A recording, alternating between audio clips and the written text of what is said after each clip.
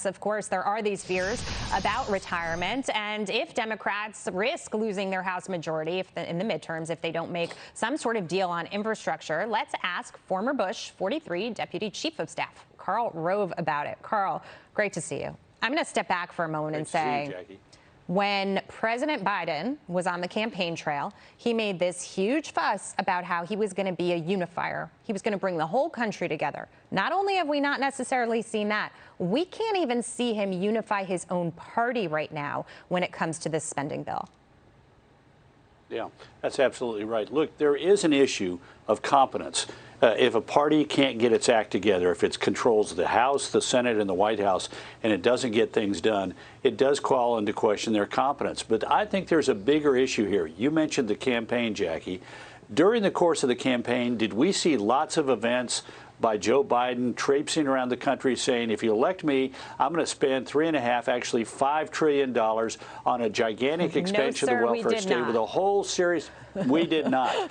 If you are running for president, you better prepare the people for what it is you want to do, or you're going to see what we're seeing now, which is people are saying, wait a minute, you're going to spend all this money after we spent all this money. You're going to raise all these taxes. You're going to add to the deficit, and you're going to give away this free stuff to everybody. How can we do that? And so I think that if they don't pass it, the welfare expansion bill, it frankly will be marginally better for them than if they do pass it. Remember, in March of 2010, they passed that gigantic thing called the Affordable Care Act, and the Democrats got walloped in November, losing 63 seats. I suspect the same thing might happen here if they do pass it, which I don't think they will. They're going to see their losses be bigger than they would be otherwise. That's actually a really interesting point. You know, there are definitely voters out there who feel there was a little bit of a bait and switch here, what he got up there and said he was going to do versus what he's actually trying to do right now. But the big question is this, you know, if they don't pass it now, then they're sort of drawing the line in the sand. Do you think they would forego that to do better in the midterms? Because if they pass it, they're probably not going to do well in those elections. Well, look, they're not going to do well in the midterms. Since 1818 and the maturation of the second political party system, political scientists study, there have only been 2 first-term midterm elections where the White House party has gained seats.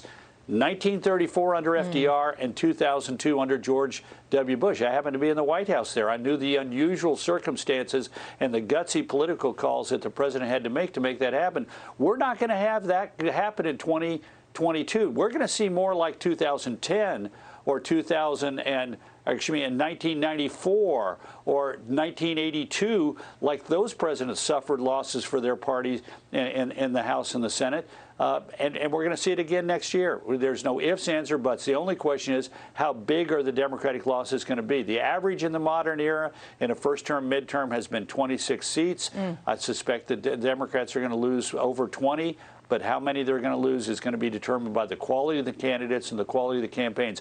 But they're going to lose the House. If you've got it by 3 seats, as they do today, or 5 seats when you finish these special elections in vacant, very Democratic seats, that ain't enough to sustain them. It's interesting, too, because you mentioned 2022 specifically. That is when the midterm elections are. And now we're looking ahead, right? We're almost at the end of the year. We've got inflation on our hands that doesn't appear to be going away. We've got a supply chain crisis that the White House is admitting will last well into next year. I mean, they're not really positioned well. There are so many voters out there, as I said, that feel they got this bait and switch, especially suburban women. And I'm shifting into a different gear here to show you how many places they've gone off course. But when it comes to law and order and crime in this country, it's something that people are suffering from and worried about. And it was women who kind of gave Biden that nudge into the White House. And these are some of the issues when they go to the grocery store, when they're paying for fuel at the pump, when they don't feel safe in their communities, that they pause. Yeah, absolutely. You mentioned women, independent women in particular, and take a look at the Real Clear Politics average on the economy. I think it's, and I'm going to be off just a little bit here, I think it's like 44 approve, 50, just over 50% disapprove, but that's made up of 6 polls conducted in September and October. And if you look at the 3 that were conducted in October only, the president's job approval on the economy is something like 41 approve, 52 disapprove. That is to say, it's getting worse. And as people have to go to the grocery store and as people have to buy Christmas presents, as people have to fill up their cars, they're gonna feel this pressure, this economic pressure.